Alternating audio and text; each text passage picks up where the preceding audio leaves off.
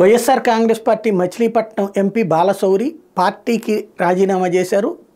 జనసేనలో చేరారు. ఇప్పుడు వరుసగా జగన్కి సంబంధించి పలు కుంభకోణాలను రైట్ చేస్తున్నారు. తాజాగా ఒక కుంభకోణాన్ని రైట్ చేశారు.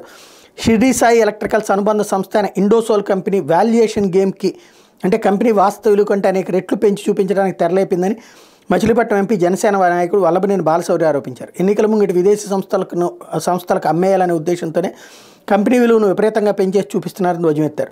ఇండోసోల్ పుట్టుకే అవినీతిమయమని, దీని పేరిట దేశంలోనే అతిపెద్ద కుంభకోణం జరుగుతుందని చెప్పారు. 2022లో కేవలం 1,00,000 మూలధనంతో ప్రారంభమైన కంపెనీకి జగన్ ప్రభుత్వం ఏకంగా 23,000 కోట్ల విలువైన విద్యుత్ రాయితీలు ఇవ్వడంలో లోగుట్టు ఏంటని ప్రశ్నించారు. ఎస్సీ, ఎస్టీ, బీసీ, మైనార్టీ వర్గాల వారు నడిపించే చిన్నతరా పరిశ్రమలు, వ్యాపారాలకు వర్తింపచేయని విద్యుత్ రాయితీలను బడాబాబుల పేరుతో నడుస్తున్న ఇండోసోల్కి ఇవ్వడం మోసం కాదా అని నిలదీశారు. మేరకు గురువారం ఆయన పత్రికా ప్రకటన విడుదల చేశారు. ఇండోసోల్ లాంటి అవినీతి సంస్థలకు రాయితీపైన విద్యుత్ సరఫరా చేయడం వల్లే ఏటా విద్యుత్ ధరలు పెరిగి ఆ భారం చివరికి పేదలపై పడుతోందని పేర్కొన్నారు.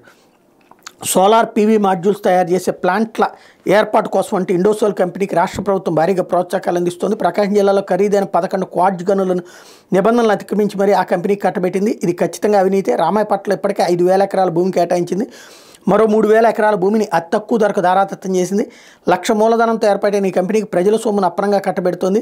ఆ కంపెనీలో జరుగుతున్న అక్రమాలకు ఇదే నిదర్శనమని బాలశౌరి అన్నారు.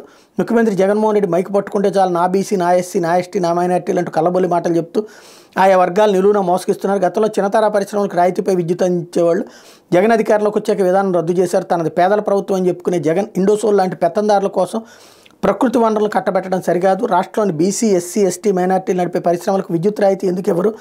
ఆ సామాజిక వర్గాలంటే ప్రభుత్వానికి లెక్కలేదా అని ధ్వజమెత్తారు.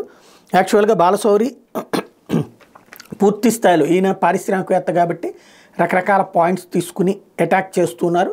ఇంతవరకు మచిలీపట్నం ప్రజలకైతే దూరంగా ఉన్నారు. తను వ్యాపారవేత్తే. ఇప్పుడు ఇవన్నీ బయటికి తీసుకొస్తున్నా అంటే సంథింగ్ ఏదో జరుగుతోంది అక్కడ. మరి దీని మీద ప్రభుత్వం ఏమి వివరణిస్తుందో చూద్దాం.